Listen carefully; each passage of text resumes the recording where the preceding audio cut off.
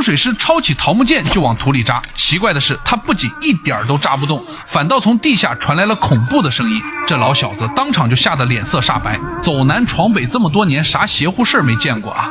可今儿个这阵仗属实给他整得脑瓜嗡嗡的，他还没缓过神儿，结果旁边嗖的一下窜出一条毒蛇。大师心里咯噔一下，心想这底下指定是个极阴的大古墓，于是赶紧点上蜡烛，摆好香案，开坛做法，还专门找了个属猪的老弟来辅助。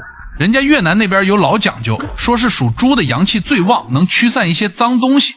紧接着一顿神神叨叨，比比划划，仪式总算整完了。工人们抡起铁锹就吭哧吭哧往地下挖，可挖着挖着可就出大事了。一口通体漆黑、缠满铁链的棺材显露出来，四个人刚把棺材抬起来，可碗口粗的棒子突然毫无征兆断开，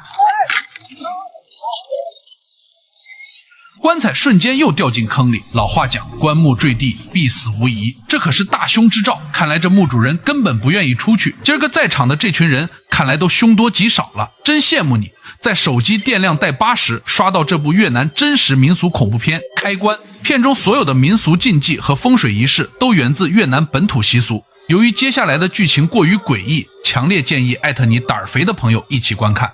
这口邪门棺材埋葬地的主人是阿伟，这小子也是倒了8辈子血霉，本来是想卖块老家的地还赌债，结果挖出这么个要命的玩意儿。风水大师瞅着这架势，脑瓜子都疼，劝阿伟赶紧把棺材重新埋回去，别给自己找不痛快。可阿伟哪能听进去啊？赌债压身，债主天天堵门，这地不卖他就得睡大街，咬咬牙就让人把棺材先抬回自己家，想着择个吉日再处理。可他不知道，这一抬就算是走上了不归路了。说巧不巧，抬棺材的板车刚走没2步，车轮子咔嚓一声就崩飞了，一根钢筋跟长了眼似的，直接扎进一个村民的大腿里，鲜血瞬间就把裤子浸透了，那哥们儿疼得嗷嗷直叫。周围人都吓傻了，都说这是意外，可大师心里门清，这事儿不简单。好不容易连拖带拽把棺材弄回阿伟家，费了老大劲，终于把这棺材给弄开了。可奇怪的是，这里面根本就没有尸体，而是一个浑身贴满符纸的人形木偶。最吸引人的还是木偶脖子上那金灿灿的项圈，一看就价值连城。一帮人围着棺材就开始犯嘀咕。村里的赌鬼小胖眼睛直勾勾盯着棺材，心里早就打起了歪主意。这小子平时就游手好闲，欠了一屁股赌债，早就想捞笔横财翻身。当天半夜，小胖就偷偷溜进了阿伟家，趁着夜深人静撬开了棺材盖，一股刺鼻的腐臭味扑面而来。小胖也不管什么符咒不符咒，伸手就把项圈摘了下来，揣进怀里就想跑。可就在他转身的功夫，眼角余光瞥见木头人的脑袋居然动了一下，那眼神直勾勾盯着他，跟活了似的。小胖吓得腿都软了，裤裆都快湿了，连滚带爬就跑了。第二天一早，小胖就揣着项圈跑到镇上的赌场，想把项圈当掉换点赌本，翻本捞一笔。可赌场老板也是个老江湖，一眼就看出这项圈不对劲，说这是阴物沾了不干净的东西，顶多值个250万越南盾，折合人民币才600多块。小胖心里可不甘心，但也就是他拿到这个项圈的那一刻，诡异的事情就开始了。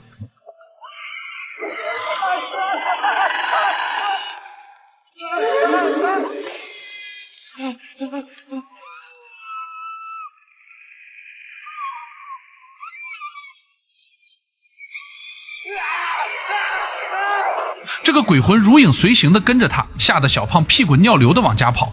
可事情哪有这么简单？就在路过一座吊桥的时候，桥面突然疯狂摇晃，跟地震了似的。小胖死死抓着栏杆，吓得魂都快没了。好不容易等桥面稳了，刚往前走2步，桥头赫然站着个黑衣女人，眼睛直勾勾盯着他。小胖本能地往后退，可那女人跟瞬移似的，转头就到了他身后。下一秒，小胖就跟丢了魂儿一样，呆愣愣地爬上了吊桥，一头栽进了水里。第二天一早，小胖的尸体就被村民捞上来了，浑身泡得发白，眼睛还瞪得溜圆，一看就是被吓死的。可村里的人都觉得是他自己失足落水，没人往邪乎的地方想。唯独村里的另一个赌鬼小猪心里跟明镜似的，因为他昨晚偷偷看见小胖溜进阿伟家，知道这小子肯定是偷了棺材里的东西，也知道那项圈指定在小胖身上。当天晚上，小猪就趁黑溜进了停尸房。这小子也是个狠人，对着小胖的尸体就开始翻找，最后还真在他怀里找到了那串项圈。可就在他拿到项圈的瞬间，停尸房里突然刮起一阵阴风，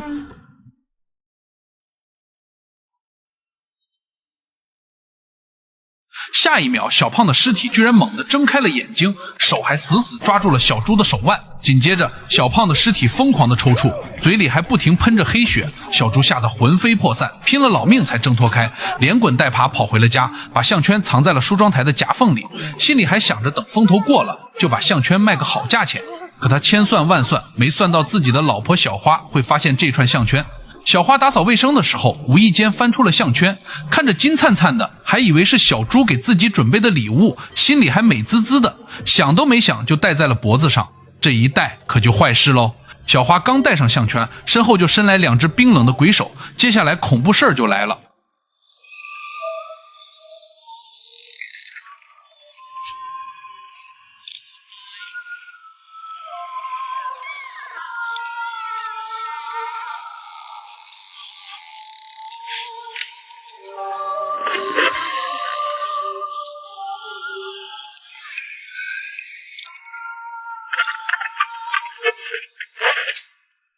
都这样了，这女人还不忘戴那个邪门的项圈。可下一秒，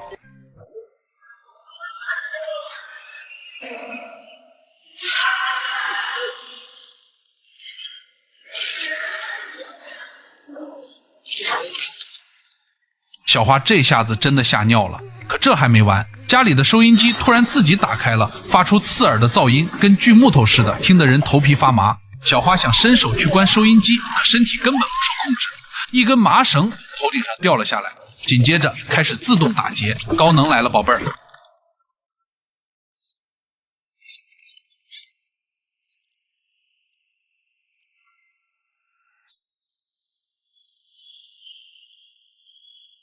就这样，小花被女鬼活活吊死了。等小猪醉醺醺回到家的时候，一眼就看到小花悬在房梁上的尸体，眼睛瞪得溜圆，脖子上还戴着那串要命的项圈。小猪的酒劲儿瞬间就醒了，抱着小花的尸体哭天抢地。处理小花后事的正是阿伟的妻子阿玉，这姑娘是村里的入殓师，天天跟尸体打交道，按理说胆子应该挺大，可看到小花的尸体，她也吓得心里直发毛。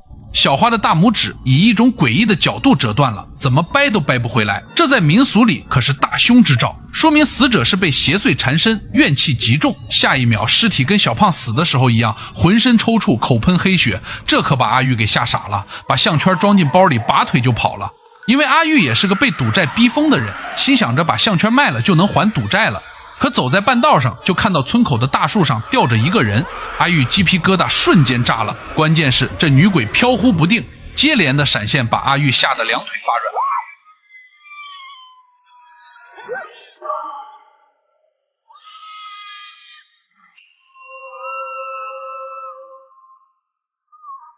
下一秒，阿玉玩命的往回跑，一进门就把怪事告诉了阿伟。可阿伟并没有当回事，可自打项圈进了阿伟家，家里就开始怪事不断。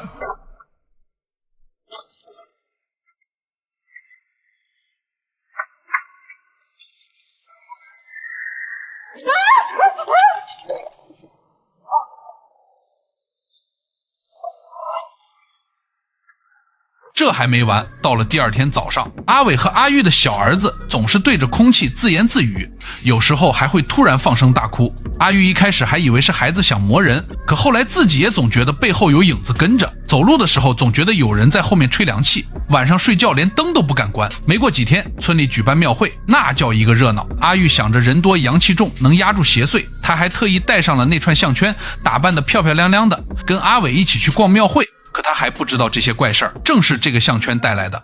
就在俩人刚坐下想吃点东西时，阿玉就瞥见人群里又出现了那黑衣女人，正直勾勾盯着他，跟之前害死小胖的那个女鬼一模一样。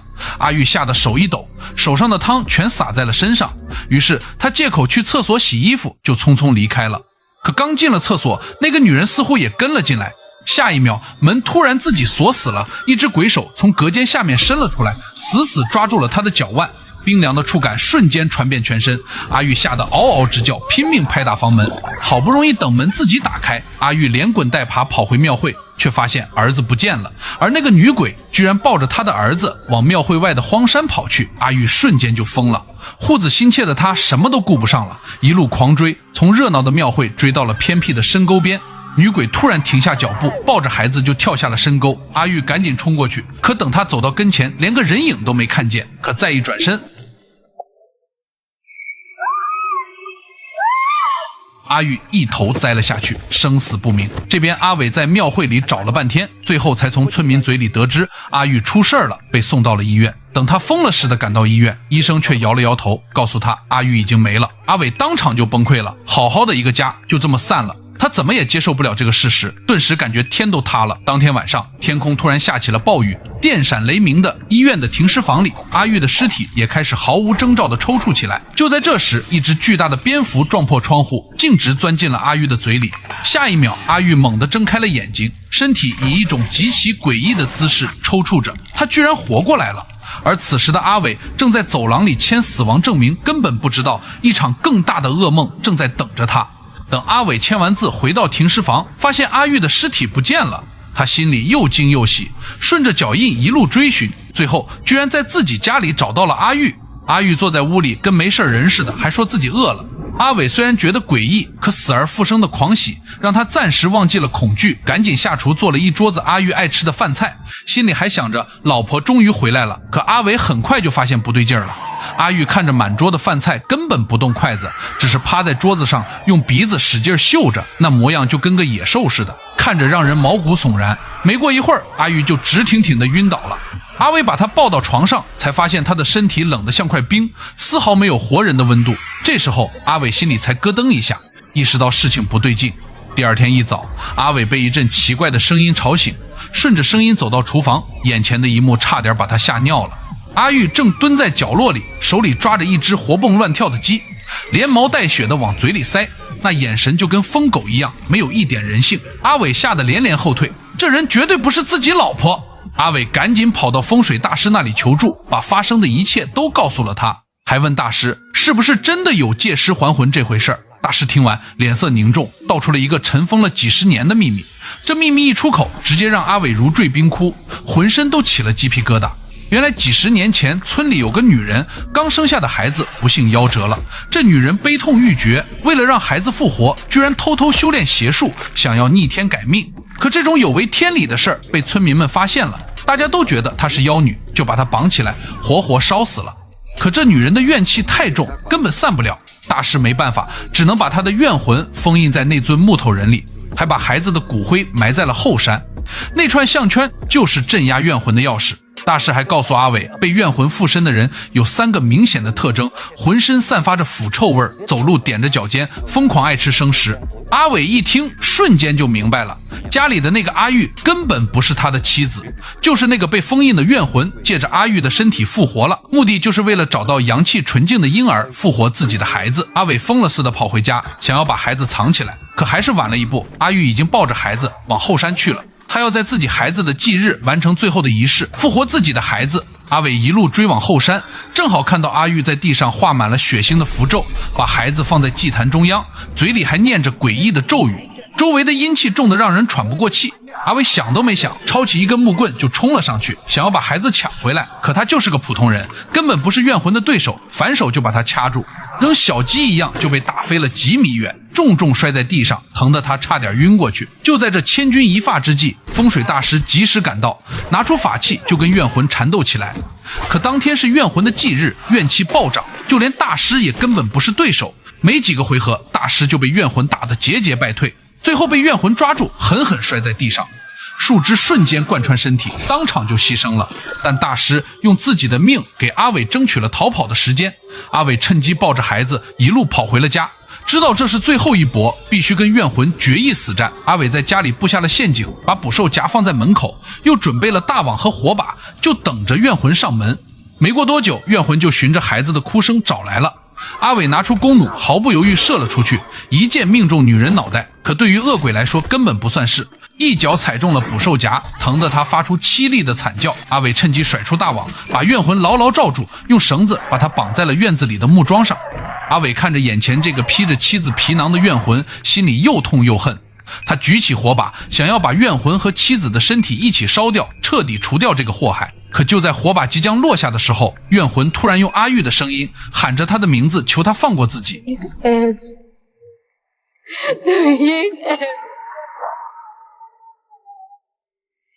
大人。阿伟的心瞬间就软了，毕竟这是他妻子的身体，他实在下不去手。可就在他犹豫的功夫，天空突然电闪雷鸣，一场暴雨倾盆而下，瞬间就把火把浇灭了。怨魂趁机挣脱了束缚，眼看不妙，阿伟赶紧跑回家，他必须要赶在女鬼回来之前带走孩子。果然女鬼紧跟其后，阿伟迅速把孩子藏进院子里的木箱子里，抄起木棍就准备去跟女鬼决一死战。可这女鬼实力变态，阿伟根本过不了2招。这时孩子哭声吸引了女鬼，眼看天空电闪雷鸣，阿伟灵机一动，把电线缠在了女鬼脖子上，可还是被女鬼一巴掌扇下了楼。这女鬼真是生命力顽强，摔下来后一把死死掐住阿伟，眼看阿伟即将断气。就在这生死关头，阿伟的叔叔婶婶及时赶到，救下了阿伟。可接下来的一幕直接让阿伟的世界观崩塌了。叔叔婶婶看着他，眼里满是心疼和无奈，含泪告诉了他一个残酷的真相，直接把阿伟从地狱里又拽进了更深的深渊。原来阿玉早就死了，根本没有什么怨魂附身，也没有什么被诅咒的项圈，更没有什么风水大师驱邪，这一切都是阿伟精神失常后幻想出来的。阿伟因为赌博输光了所有家产，还欠了一屁股赌债，走投无路之下，只能带着怀孕的阿玉回乡下老家避难。可在路上却发生了严重的车祸，那场车祸让阿玉和他肚子里的孩子当场就没了，只有阿伟侥幸活了下来。